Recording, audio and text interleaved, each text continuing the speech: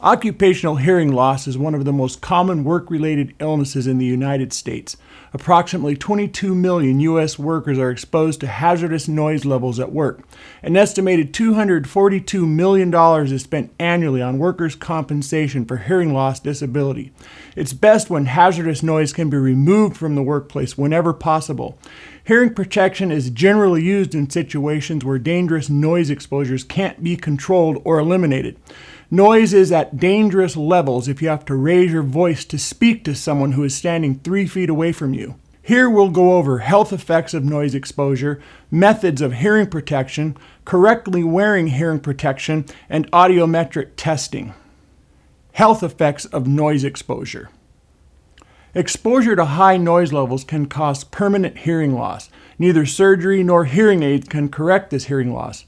Short-term exposure to loud noise can also cause a temporary change in hearing or a ringing in your ears called tinnitus.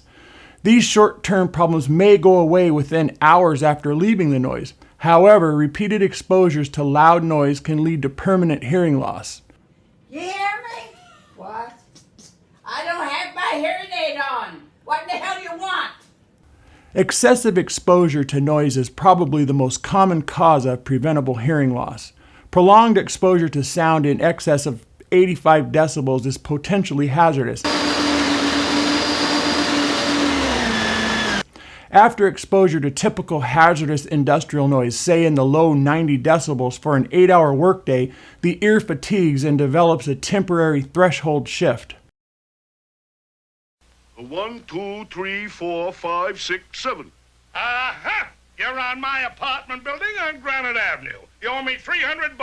Get it up? Fred, take it easy. It's only a game. Wilma, I'm just like them big tycoons. I play to win. Now, Barney, pay up or get out of the game. Busted. That's 1 down and 2 to go. Betty, it's your turn. I don't have any more money either. You got it all. Then I'll take a mortgage on your orphan's home. Well, come on, take the dice, will you? Don't just sit there like a dummy. I will not have you talking that way to our guests. Come on, Barney. I think we'd better go. The process of hearing is complex and can be easily interrupted. There's a part of your inner ear called the cochlea. In the cochlea is the organ of Corti.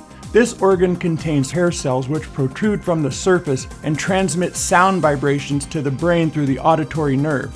When you're overexposed to loud noise, these hair cells become overstimulated.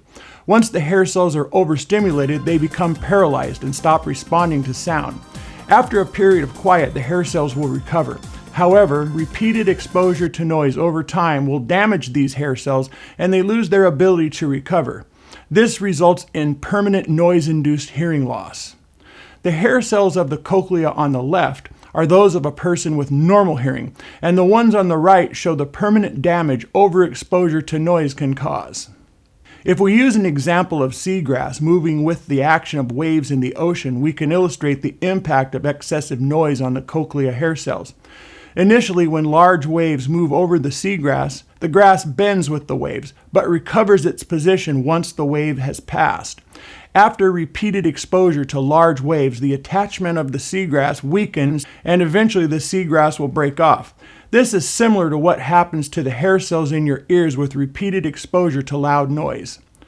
Workers may notice the temporary hearing loss just mentioned with car radios. When they leave work, they turn the radio volume up, but by the next morning, the radio is too loud. When we develop a hearing protection plan, there are 3 approaches: remove the noise, remove the worker, and if the first 2 aren't feasible, protect the worker. This is also known as the hierarchy of controls. When the only way to deal with occupational noise is to protect the worker, we're talking about using hearing protection such as earmuffs or earplugs. The purpose of hearing protection is to reduce the amount of noise entering the ear.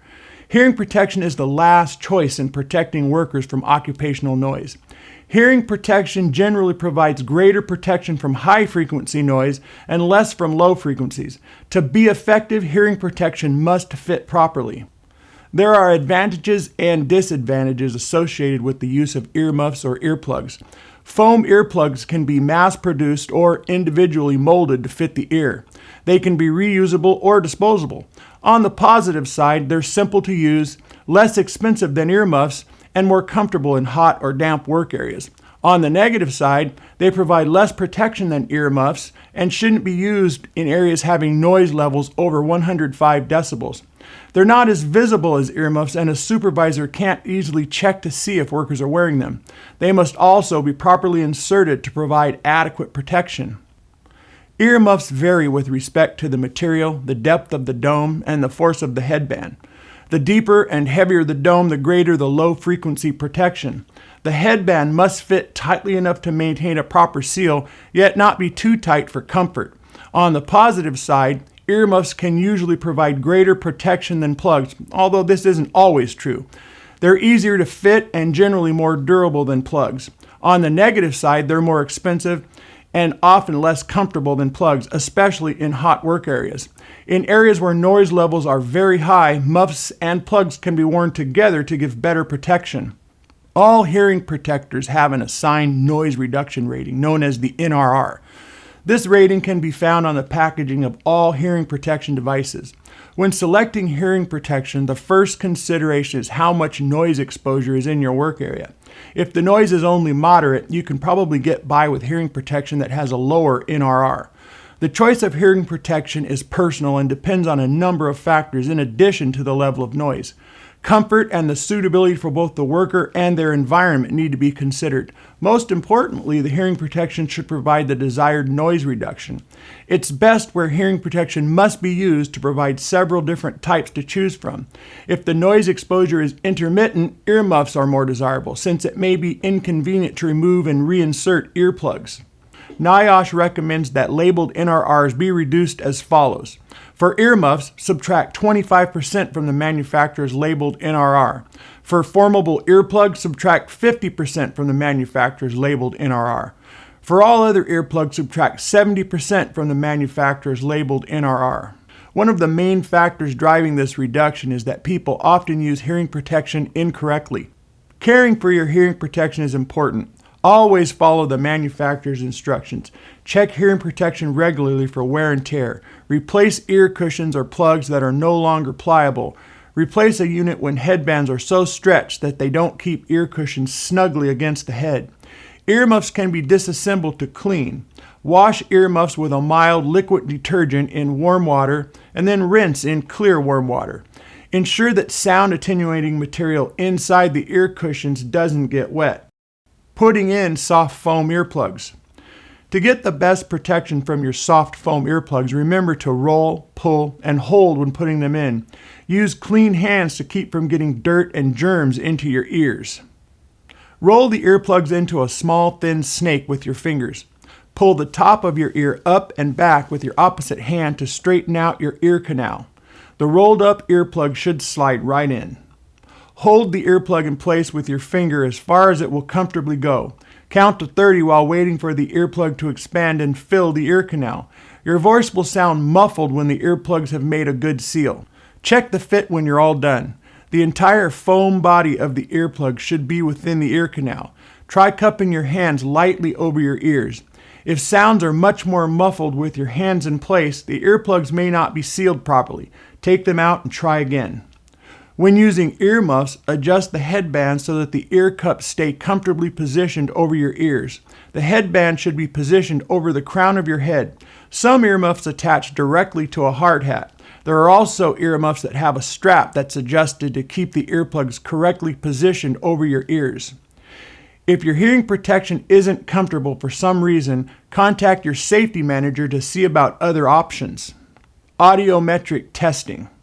An audiometric exam tests how well a person's hearing functions.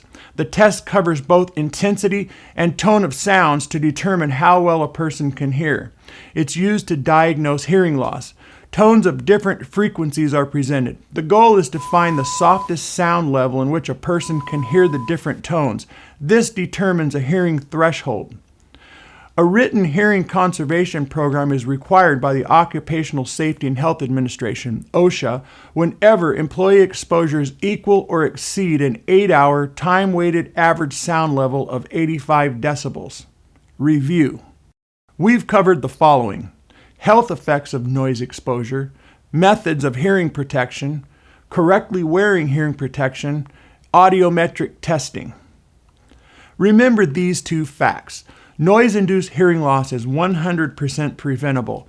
Noise-induced hearing loss is also 100% irreversible. Do your part to protect yourself against work-related hearing loss. Wear hearing protection if the noise in your work area is so loud that you have to raise your voice to talk to someone who is 3 feet away from you.